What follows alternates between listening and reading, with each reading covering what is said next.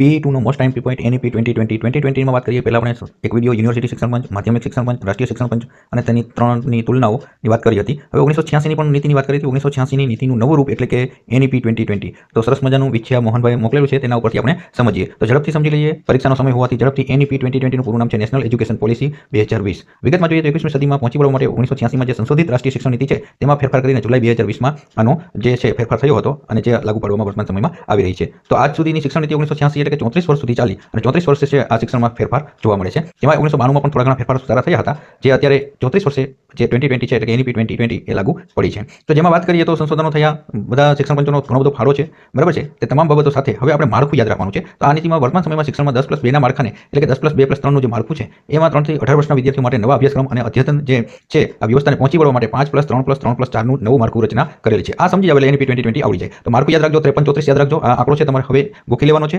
5-3-3-4 બરાબર. 5-3-3-4 માં કઈ રીતના, તો 5 જે છે એમાં પૂર્વ પ્રાથમિક તબક્કો આપેલો છે એટલે કે આંગણવાડી છે, જુનિયર છે, સિનિયર છે અને પહેલું અને બીજું ધોરણ એટલે કે પહેલા 5 છે એમાં બીજા ધોરણ સુધી બાળક પહોંચશે. પછીનો તબક્કો છે 3 એટલે કે બીજા સુધી પહોંચેલો હતો એટલે હવે આગળના ધોરણમાં પહોંચશે. તો હવે ધોરણ કયું આવશે તો કે હવે એક જે બીજા ધોરણ સુધી હતો એ હવે 3, 4 અને 5 ધોરણ સુધી આવશે. ત્યાર પછીનો 3 છે એટલે કે 6, 7 અને 8 એટલે કે આ પ્રારંભિક એટલે પૂર્વ પ્રાથમિક તબક્કો થશે અને બીજા 3 છે એ ઉચ્ચ પ્રાથમિક થશે. અને પછી +4 એટલે કે આપણને ખબર છે 9, 10, 11, 12 સળંગ છે. તો આ રીતના છે માધ્યમિક અને ઉચ્ચ માધ્યમિક સુધીનું શિક્ષણ છે એને NEP 2020 માં માળખામાં સમાવેશ કરેલો છે. તો તમે સમજી ગયા હશો બાળક ક્યાં વર્ષનું હોય ત્યારે 3 વર્ષથી શરૂ કરે છે, 3-4 વર્ષથી એટલે કે આંગણવાડી થી શરૂઆત કરી જુનિયર કેજી, સિનિયર કેજી, બાલવાટિકા. પછી આપણે વાત કરીએ તો 3-3 છે તો તમે સમજી ગયા છો બીજા ધોરણ સુધી પૂરું થયું હોય ભાગ 1 માં. પછી જોઈએ તો કે તેમાં 3, 4 બરાબર છે અને 5, 6, 7 અને 8. તો આ રીતનું પ્રાથમિક છે એ તમારું એમાં પૂરું થશે અને પછી સળંગ 9, 10, 11, 12. તો આ રીતના તમારું પ્રારંભિક શિક્ષણ છે એમાં બાળક છે તો પ્રાથમિક તબક્કો મેં તમને કહ્યું એ રીતના તમે જે કંઈ તબક્કાઓ છે એ તમારે યાદ રાખવાના છે. એટલે ખાસ કરીને તમારે યાદ રાખવાનું શું છે તો કે માળખું છે. તો એ માળખું કેવું છે એ તમે સમજી ગયા છો કે જે તમારે યાદ રાખવાનું માળખું છે એ યાદ રાખજો 53-34 એટલે કે 5-3-3-4 બરાબર છે. ત્યાર પછીનો IMP પોઈન્ટ છે RTE.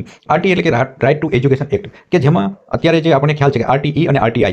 RTI એટલે રાઇટ ટુ ઇન્ફોર્મેશન અને RTE એટલે રાઇટ ટુ એજ્યુકેશન બરાબર, કે જેમાં કમ્પલસરી એજ્યુકેશન બાળકોને મફત અને ફરજિયાત શિક્ષણની જે વાત છે એના અંતર્ગત બાળકોને જ્યારે પ્રવેશ આપવામાં આવે છે RTE ના સંદર્ભમાં, તો પ્રાઇવેટ શાળાઓમાં પણ છે એ ફી સરકાર ભરે છે અને તેમાં પ્રવેશ મળે છે. એ ઘણા અલગ અલગ પ્રકરણો છે, એવા 7 પ્રકરણોમાં વર્ગીકરણ થયેલું છે અને એને કહેવામાં આવે છે RTE એટલે કે રાઇટ ટુ એજ્યુકેશન. એ શિક્ષણની બાબત છે. અને RTI એટલે કે રાઇટ ટુ ઇન્ફોર્મેશન, એ આપણે ખબર છે કે RTI કરીએ એટલે આપણે કોઈ પણ માહિતી જોતી હોય તો એની માહિતી મળે છે. તો તમને ખ્યાલ છે એમ રાષ્ટ્રીય શિક્ષણ નીતિ 1986 અને એનું જે બૃહદ સ્વરૂપ છે એ NEP 2020 રહેલું છે. તો આ તમારે જોઈ શકો છો એની લાક્ષણિકતાઓ. 1986 ની નીતિ છે એ સંશોધિત નીતિ છે.